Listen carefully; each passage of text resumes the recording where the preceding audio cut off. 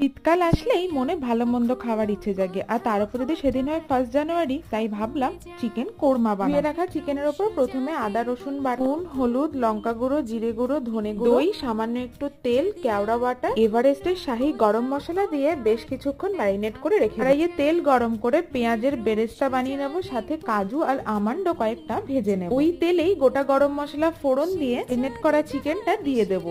High ফ্লেমে কষাতে থাকবো যাতে জল বেরিয়ে না যায় চিকেন থেকে। কাজু আমন্ড সমেত কয়েকটা কাঁচা লঙ্কা দিয়ে পেঁয়াজের বেরেস্তাটা বেটে নেব। চিকেন থেকে তেল ছাড়তে শুরু করলে পেঁয়াজের বেরেস্তাটা দিয়ে বেশ কিছুক্ষণ নাড়াচাড়া করে যতটা গ্রেভি খাবে সে অনুযায়ী জল দিয়ে নেব। কোরমাটা রেডি হয়ে গেল, এবার বানাবো ভেজ পোলাও। ঝামেলা ছাড়াই প্রেসার কুকারে বানাবো। প্রথমে ঘি গরম করে নিয়ে কেটে রাখা গাজর, বিনস, মটরশুঁটি সমস্ত একটু নাড়াচাড়া করে নিয়ে ধুয়ে রাখা 2 কাপ চাল, 4 কাপ জল আর একটু চিনি দিয়ে একটা সিটি মারলেই ভেজ পোলাও রেডি।